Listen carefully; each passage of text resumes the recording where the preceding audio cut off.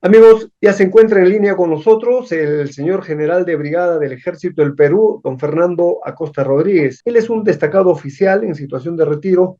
Dándole las gracias por esta entrevista, le damos la cordial bienvenida. Fernando, muy buenos días, bienvenido a Andahuaylas, bienvenido al programa del emprendedor. Un gusto, Marino, y realmente muy grato poder saludarte, sobre todo a través de este programa tuyo, El Emprendedor. Fernando, el motivo de la invitación era para conversar un poco y también de paso nos ilustres sobre la relación que hay entre la presidencia de la República y las Fuerzas Armadas. Las declaraciones de la señora presidenta de la República en relación al informe de la Comisión Interamericana de Derechos Humanos sobre las responsabilidades. Y ella dice, bueno, yo seré la jefe suprema de la Fuerza Armada, pero no tengo mando. ¿Cuál es tu apreciación al respecto?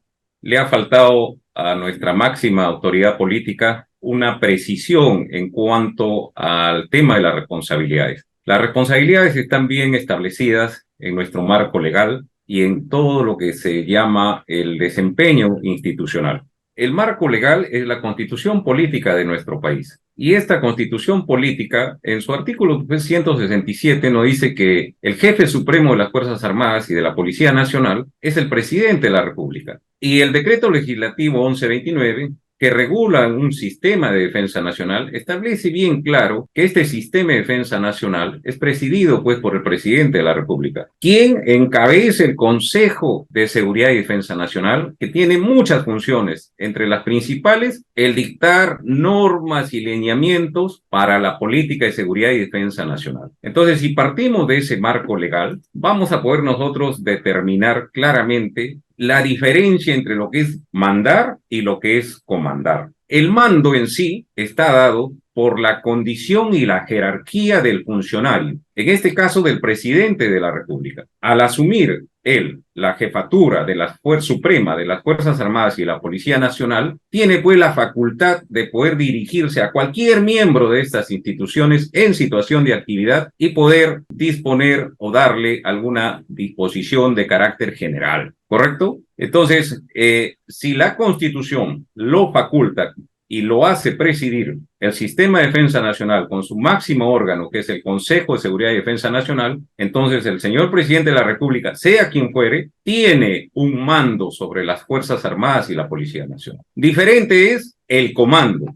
El comando es la facultad o la posibilidad de decisión, de dar una orden específica, y eso lo tienen los comandantes en todo nivel. Comandante que va desde el jefe del comando conjunto hasta el jefe de una patrulla. Ese cumplimiento de dicha orden o esa facultad de impartir dicha disposición, dicha orden, está relacionada pues con el puesto, con la función dentro de la organización que desempeña este individuo. Esa función, esa misión puede ser operativa o puede ser administrativa. En ambas situaciones de mandar o de comandar, hay responsabilidades que asumir. El comandar y el mandar están íntimamente pues relacionados a los principios y acciones de liderazgo que están establecidas en nuestra doctrina, que están vigentes incluso hasta a nivel empresarial. Yo me centro en dos temas básicamente de los principios del liderazgo, en el dar el ejemplo y en la acción de control, fundamental para toda persona que desempeña la función de comandar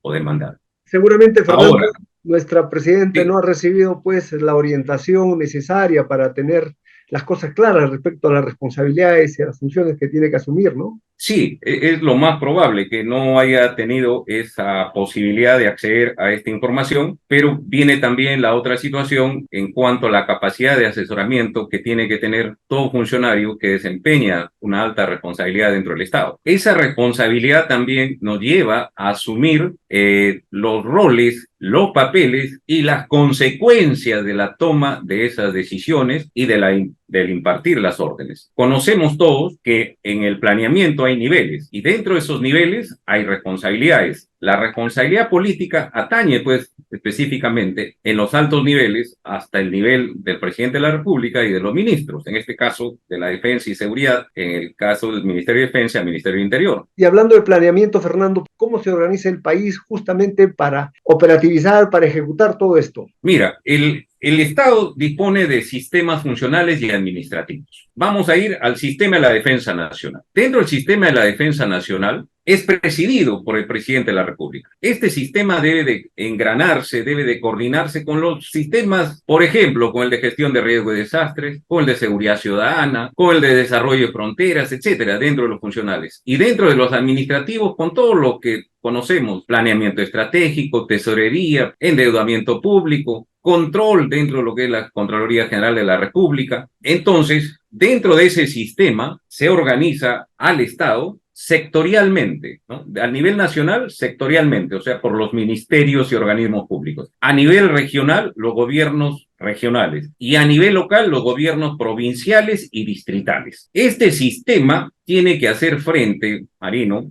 lo conocemos nosotros, pero es necesario difundir, tiene que hacer frente a diferentes amenazas, preocupaciones y otros desafíos que van a entorpecer o que van a tratar de impedir el desarrollo nacional, el progreso nacional y, en cierto momento, de afectar el orden y la seguridad nacional. Esto de las amenazas, ¿qué es una amenaza? ¿Qué clase de amenaza tenemos? Sí, una amenaza la definimos nosotros como aquella situación que tiene la posibilidad de impedir una acción, la consecución de un objetivo establecido por el Estado. Estas pueden proceder, por ejemplo, del ámbito externo, el ámbito interno y últimamente en nuestro planeamiento estratégico a nivel nacional se viene incorporando las amenazas que afectan al desarrollo humano. Esto es un enfoque multidimensional que hemos superado de las concepciones de las amenazas tradicionales y vemos a todas las amenazas que pueden afectar a la seguridad humana. Del ámbito externo lo conocemos ampliamente, que afecten la seguridad, la integridad, la independencia y la soberanía nacional. En el ámbito interno, todas las relacionadas a seguridad ciudadana, orden interno, orden público, la gestión de riesgos y desastres, la seguridad energética en nuestro país. Y el que afectan al desarrollo humano, tenemos una amplitud, por ejemplo, en la educación, en la seguridad alimentaria, en salud. En salud acabamos de vivir nosotros, todavía oficialmente se ha terminado, pero tenemos todavía algunas secuelas de la epidemia del COVID-19. Entonces, eso es una amenaza que la hemos vivido en carne propia como Estado y tendríamos que preguntarnos si como Estado hemos hecho frente eficientemente y exitosamente a dicha amenaza. Fernando, ¿cómo se lleva a cabo el planeamiento en los niveles? ¿Cómo está organizado? ¿Cuáles son los componentes y cómo se lleva a cabo el planeamiento? Habíamos partido, estimado Marino, mencionando que tenemos un sistema de defensa nacional. El sistema de defensa nacional, reitero, lo preside el presidente de la República. Este sistema de defensa nacional tiene unos integrantes o componentes que están constituidos por el Consejo de Seguridad y Defensa Nacional, la Dirección Nacional de Inteligencia, un órgano muy vital para todo Estado, los ministerios, los organismos públicos y los gobiernos regionales. Ese Consejo de Seguridad y Defensa Nacional es quien realiza en el más alto nivel el análisis y la evaluación de las situaciones que se puedan presentar y dicta normas y lineamientos técnicos generales para la implementación, para la evaluación de estas políticas de seguridad y defensa nacional en el caso específico que estamos mencionando. Todo eso dentro del marco de un planeamiento estratégico que se da, ¿correcto? Y en el caso específico de tu pregunta, nosotros de ese Consejo de Seguridad y Defensa Nacional va a los diferentes sectores, entre ellos el Ministerio de Defensa, quien en la parte operativa lo remite al Comando Conjunto de nuestras Fuerzas Armadas. En el Comando Conjunto se ha recibido esa Directiva General de Planeamiento que viene desde el más alto nivel para hacer frente a una amenaza. Tomemos como ejemplo una amenaza que afecte el orden interno del país. Recibe el Comando Conjunto, hace su evaluación, realiza su planeamiento y emite una directiva de hacer frente a la amenaza que está evaluando. Esa directiva se va a activar, en primer lugar, el marco legal. El marco legal es el cual va a permitir a las fuerzas del orden. Fuerza del orden me refiero a las Fuerzas Armadas y Policía Nacional actuando en conjunto. Se trata, perdón, Sí. dentro de lo que es la organización del Estado, el artículo 165 de la Constitución establece cuáles son los componentes de la Fuerza Armada, ¿no? La Marina, el Ejército, la Fuerza Aérea, y en el artículo 166 establece la función de la Policía Nacional. Asimismo, dicen que la Fuerza Armada puede participar en la seguridad interna de acuerdo al artículo 137 de la Constitución que establece los regímenes de excepción. que sean Efectivamente. los estados de emergencia y los estados de sitio. Esto debidamente emitido mediante los decretos correspondientes. Efectivamente. Entonces, como bien lo han mencionado, dados los decretos supremos, en este caso específico, para un estado de emergencia, hemos tomado como referencia el restablecimiento del orden interno. Para un estado de emergencia pueden darse dos situaciones, donde las Fuerzas Armadas asumen el control del restablecimiento del orden interno o van a actuar en apoyo a la Policía Nacional en el restablecimiento de dicho orden interno. Entonces, el Comando Conjunto activa las zonas de seguridad nacional. La zona de seguridad nacional es una jurisdicción dentro del territorio nacional conformada por uno, dos o más departamentos o ámbitos geográficos puestos bajo la responsabilidad de un oficial general de las Fuerzas Armadas. Ese oficial general asume, ahí viene el comando, ese es uno de los ejemplos de comando, asume el comando operacional de dicha jurisdicción. Tenemos nosotros Comando Operacional del Norte, Comando Operacional del Centro, Comando Operacional del Sur, Comando Operacional del Este, lo que conocemos como el Comando Especial del Brain. Y esos comandos disponen de diferentes elementos de policía, de ejército, marina, de aviación para el cumplimiento de su misión. Los institutos armados tienen una responsabilidad muy importante en el cumplimiento de estas tareas, que es la parte administrativa, que es la preparación de la fuerza para el cumplimiento de la misión asignada.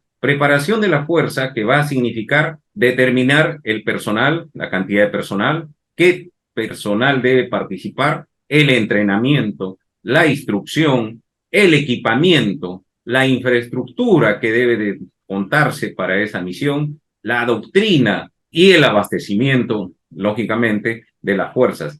Napoleón desde épocas antiguas nos enseñó pues que todo ejército sin abastecimiento, sin logística, no va a poder cumplir con la misión asignada. Correcto, Fernando. Qué interesante que nos amplíes, que nos ilustres y sobre todo que ojalá alguien le diga esto a la señora Presidenta de la República. No es tan simple decir, sí, yo puedo ser jefe suprema, pero no comando o no mando, no tengo mando, cuando de por medio está todas estas responsabilidades que atañen al cargo que desempeña. Fernando, ¿qué recomendaciones le damos entonces? Sí, gracias por permitirme hacer llegar esta sugerencia hasta recomendación de la manera más modesta a todos los funcionarios que desempeñan altas responsabilidades dentro de nuestro Estado. Es vital que toda persona que asume un cargo debe de conocer las funciones, los roles, los papeles que va a cumplir en el desarrollo de esa responsabilidad que ha asumido.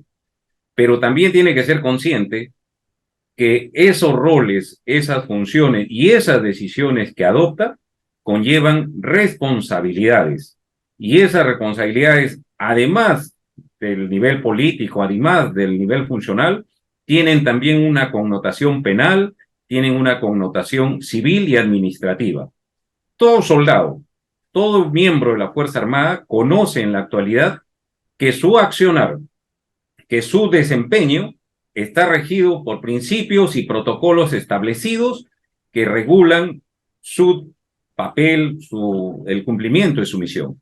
Muchas gracias pues por estos minutos y de mi parte recomendar a la señora Presidenta de la República que tiene que respetar y respaldar permanentemente a la Fuerza Armada. ¿Qué va a pasar si continúa con este asunto de querer nuevamente reavivar los paros, los movimientos, las protestas? Si la Fuerza Armada, la Policía Nacional no tiene el respaldo necesario, va a ser peligroso pedirle que nuevamente salga a poner orden. Va a ser peligroso. ¿Por qué? Porque no van a sentirse respaldados. Entonces, esta es una situación en la cual la señora Presidenta de la República, como máxima autoridad del país, tiene que respaldar a sus instituciones, tiene que respetarlas y respaldarlas. Fernando, muchas gracias nuevamente. No, al contrario, muchas gracias por tu intermedio. Un abrazo a la distancia, cariñoso y respetuoso saludo a toda nuestra gente de Andahuaylas. Felicitaciones una vez más, Marino, por el brillante programa que viene conduciendo. Muchas gracias. Gracias, un abrazo.